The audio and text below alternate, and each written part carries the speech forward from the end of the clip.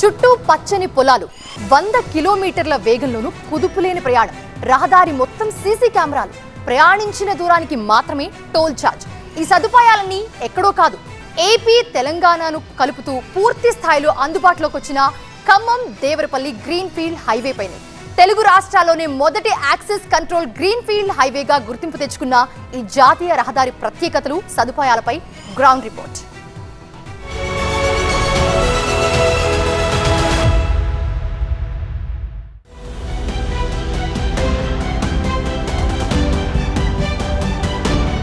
రెండు తెలుగు రాష్ట్రాల మధ్య కీలకమైనటువంటి వారధి అందుబాటులోకి వచ్చింది. ఖమ్మం నుంచి దేవరపల్లి వరకు నిర్మించిన 165 కిలోమీటర్ల మొదటి access control green field highway అందుబాటులోకి వచ్చి రాకపోకలు ప్రారంభమయ్యాయి. మనం చూడవచ్చు, ఇదే పాయింట్ ఖమ్మం నుంచి, ఇక్కడి నుంచే ఈ గ్రీన్ ఫీల్డ్ హైవే ప్రారంభమవుతుంది. దీనివల్ల రెండు తెలుగు రాష్ట్రాల మధ్య చాలా కీలకమైనటువంటి కనెక్టివిటీ హైవేగా మనం చెప్పవచ్చు. దీని విశేషాలు ఏంటంటే ఒకసారి చూద్దాం.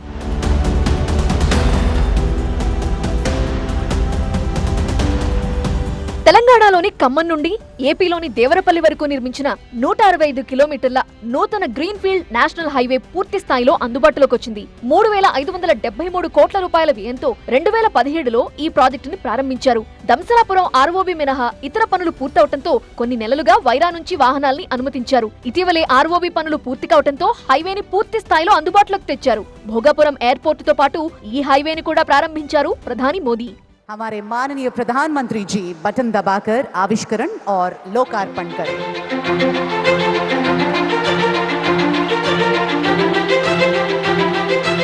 సూర్యాపేట నుంచి వచ్చే వాహనాలు ఖమ్మం జిల్లాలోని తెల్దారుపల్లి దగ్గర ఉన్న టోల్ గేట్ ద్వారా ఈ గ్రీన్ ఫీల్డ్ హైవే పైకి ప్రవేశిస్తాయి. చివరిగా దేవరపల్లి సమీపంలోని ఎగ్జిట్ నుంచి దిగుతాయి. ఖమ్మం నుండి దేవరపల్లి మధ్యలో ఉన్న మరో 9 టోల్ ప్లాజాల నుంచి కూడా గ్రీన్ ఫీల్డ్ హైవే పైకి ఎంట్రీ, ఎగ్జిట్ అవ్వచ్చు. ఈ గ్రీన్ ఫీల్డ్ హైవే పైకి వాహనం ప్రవేశం నుండి ఎగ్జిట్ వరకు ఉన్న దూరాన్ని బట్టి మాత్రమే టోల్ ఛార్జ్ వసూలు చేస్తారు. హైవే పొడవునా సీసీ కెమెరాల్ని అమర్చారు. వందనం, చౌడవరం సమీపంలో భారీ గూడ్స్ వాహనాలు నిలిపేలా ట్రక్ లేబైలు కూడా ఏర్పాటు చేశారు. అమరావతి నుండి నాగ్పూర్ వెళ్లే మరో గ్రీన్ ఫీల్డ్ హైవే వందనం టు కొదుమూరు దగ్గర ఈ హైవేకి అనుసంధానమవుతుంది. రెండు హైవేల రవాణాకు అంతరాయం కలగకుండా క్లోవల్ లీఫ్ రోడ్ నిర్మించారు. దీని ద్వారా పరస్పరం ఒక హైవే నుంచి మరో హైవేకి సులభంగా మారొచ్చు. ఇక్కడ నుంచి సత్తుపల్లి పోవాలంటేనే 2 గంటలు పడుతుందండి. అది గ్రీన్ ఫీల్డ్ హైవే మీద 1:10 పడుతుందండి సత్తుపల్లికి, ఓన్లీ సత్తుపల్లికి. దాని కూడా 2 గంటల టైం సేవ్ అవుతుంది. మనకి దరిదాపుగా వైజాగ్కి 2 గంటల టైం సేవ్ అవుతుందండి. చాలా ఆనందంగా ఉంటుంది. జర్నీ కూడా మనకి ఇబ్బంది లేకుండా జర్నీ ఉంటుందండి. జర్నీ కూడా ట్రాఫిక్ తక్కువగా ఉంటుంది. గ్రీన్ ఫీల్డ్ హైవే గిడ్లు ఏమి పైకి రావు. వేరే 3 వీలర్స్ 2 వీలర్స్ కూడా దీని మీద రావు చేయబట్టి చాలా ట్రాఫిక్ జరుగుతూ ఉంటుంది. భారత్ మాలా ఎకనామిక్ కారిడార్ పథకం కింద Khammam Devarapalli green field highway నిర్మాణం చేపట్టారు. తెలంగాణలో 90 కిలోమీటర్లు, ఏపీలో 75 కిలోమీటర్ల మేర ఈ రహదారి ఉంటుంది. ఈ హైవే అందుబాటులోకి రావడంతో హైదరాబాద్, రాజమండ్రి, విశాఖపట్నం వెళ్లే ప్రయాణికులు విజయవాడ మీదుగా వెళ్లాల్సిన అవసరం ఉండదు. తద్వారా సుమారు 56 కిలోమీటర్లు, సూర్యాపేట నుండి చూస్తే దాదాపు 100 కిలోమీటర్ల దూరం తగ్గుతుంది. గతంలో సూర్యాపేట నుంచి విజయవాడ మీదుగా రాజమండ్రి చేరుకోవాలంటే 6 గంటల సమయం పట్టేది. కొత్త హైవేతో కేవలం 5 గంటల్లోనే గమ్యం చేరుకోవచ్చు. ఈ కారిడార్ ద్వారా ఏపీలోని 7 జిల్లాలతో పాటు ఉత్తరాంధ్ర, కోల్కతా వరకు నేరుగా అనుసంధానం సాధ్యమవుతుంది. హైదరాబాద్ నుంచి వచ్చేవాళ్ళు విజయవాడ వెళ్ళకోకుండా, టైం వేస్ట్ కాకోకుండా, ట్రాఫిక్ ఇబ్బందులు పడుకోకుండా ఇటు నుంచి డైరెక్ట్గా మాకు హైవే రాజమండ్రి అండ్ విశాఖపట్నం కూడా వెళ్ళిపోవచ్చు అండి. అంతేకాకోకుండా పశ్చిమ బెంగాల్, ఒడిశా కూడా వేరే రాష్ట్రాలకు కూడా ప్రయాణం చేయొచ్చు. కాబట్టి ఈ గ్రీన్ ఫీల్డ్ హైవే అనేది చాలా సంతోషమైన విషయం మాకు. ట్రాఫిక్ సమస్యలు తలెత్తకుండా పంట పొలాల మీదుగా తక్కువ సమయంలో గమ్యాన్ని చేరుకునేలా ఈ గ్రీన్ ఫీల్డ్ హైవేని రూపొందించారు. Khammam to Devarapalli green field highway Telugu రాష్ట్రాల్లోనే మొదటి యాక్సెస్ కంట్రోల్ గ్రీన్ ఫీల్డ్ హైవేగా చెప్పొచ్చు. నిర్ణీత ఎంట్రీ, ఎగ్జిట్ పాయింట్ల ద్వారా మాత్రమే ఈ రహదారిపైకి ప్రవేశం కల్పించారు. భద్రతా కోణంలో 5 చోట్ల అడ్వాన్స్డ్ ట్రాఫిక్ మేనేజ్మెంట్ సిస్టమ్ ఏర్పాటు చేశారు. ప్రతి 2 కిలోమీటర్లకి 360 డిగ్రీస్ సీసీ కెమెరాలు అందుబాటులో ఉన్నాయి. హైవే మొత్తం సోలార్ లైట్లున్నాయి. ప్రతి 5 కిలోమీటర్లకు ఒక ఎమర్జెన్సీ ఓపెనింగ్ ని ఏర్పాటు చేశారు. ట్రాఫిక్ ఉల్లంఘనలను గుర్తించి నేరుగా చలాన్లు జారీ చేసేందుకు ఏఐ కెమెరాల్ని ఏర్పాటు చేశారు. ప్రతి 50 కిలోమీటర్లకు 5 ఎకరాల విస్తీర్ణంలో హోటళ్లు, పెట్రోల్ బంకులు, వాష్రూమ్లు ఈ సదుపాయాలను కల్పిస్తున్నారు. గ్రీన్ ఫీల్డ్ హైవే మాకు చాలా బాగా ఉపయోగపడుతుంది. ప్లస్ వైజాగ్ వరకు కూడా నాన్ స్టాప్గా చాలా తక్కువ టైంలో మనం రీచ్ అవ్వడానికి చాలా బాగా ఉపయోగపడుతుంది. మేము రెగ్యులర్గా మంత్లీ వన్స్ సత్తుపల్లి అశ్వరావుపేట వెళ్తూ ఉంటాం. సత్తుపల్లి దగ్గర కూడా చాలా మాకు కన్వీనియంట్గా ఉంది. తొందరగా వెళ్ళిపోతున్నాం, టైం సేవ్ అవుతుంది, మాకు చాలా ఈజీగా ట్రాఫిక్ కూడా ఉండట్లేదు. ఇక 4 వైపులా హైవేల నిర్మాణంతో ఖమ్మం నగరం చుట్టూ రింగు రోడ్డు మాదిరి ఏర్పడుతుంది. ఇప్పటికే Suryapet to Khammam highway, Kodad to Khammam, Kuravi highway అందుబాటులోకి వచ్చింది. జగ్గయ్యపేట నుంచి వైరా, కొత్తగూడెం వరకు మరో హైవే ప్రతిపాదన ఉంది. జగదల్పూర్, భద్రాచలం హైవే కూడా ఉంది.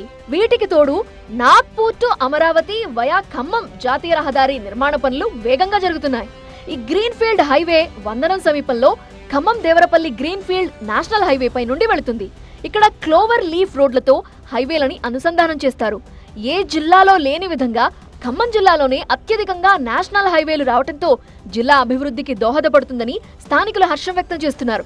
అలానే నార్త్ ఇండియా, సౌత్ ఇండియా మధ్య కనెక్టివిటీ ఖమ్మం జిల్లాలోనే జరుగుతుండడం అభివృద్ధికి మరో అవకాశంగా చెప్తున్నారు. విద్య, వైద్యం, వ్యాపారం, వాణిజ్యం, పంటలు, రవాణా పరంగానూ ఈ హైవేలు ఎంతో ఉపయోగకరంగా మారబోతున్నాయి.